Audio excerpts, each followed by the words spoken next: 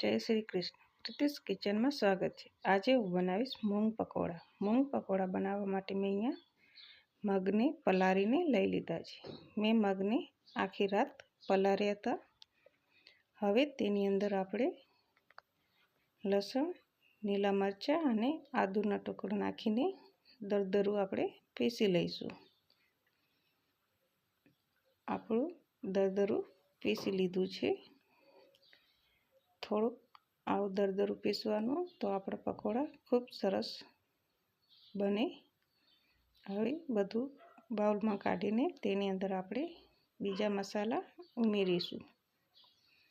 મેં અહીંયા ઝીણા સમારીને ગાજર લીધા છે, એક ડુંગળી લીધી છે અને લીલું લસણ અને મેથી લીધી છે. ત્યાર પછી આપણે તેની અંદર લીલા ધાણા અને લીલા મરચાં ઉમેરીશું. જો તમે લીલા મરચું ઓછું ખાતા હો તો સ્કીપ કરી શકો છો.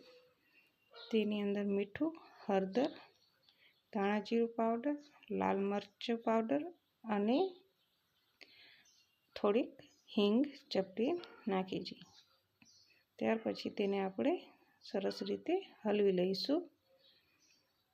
આ પકોડા ખાવામાં મજા આવે છે અને સ્વાદવાળા પણ બને છે. તેની અંદર હવે બેસન એટલે ચણાનો લોટ પણ ઉમેર્યો છે, એટલે સરસ રીતે આપણા બેટરનું બાઇન્ડિંગ આવી જાય. તેલ ગરમ થઈ ગયું છે આપણું, તો પકોડાને આપણે તળી લઈશું. આ પકોડા જલ્દી બનીને તૈયાર પણ થઈ જાય છે અને મૂંગના છે તે માટે પૌષ્ટિક તો રહેવાના જ છે.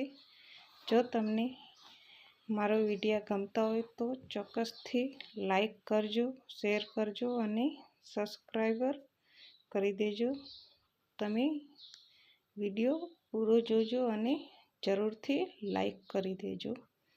હવે આપણા પકોડા તૈયાર થઈ ગયા છે, તો ચટણી સાથે કે સોસ સાથે તમે સર્વ કરી શકો છો.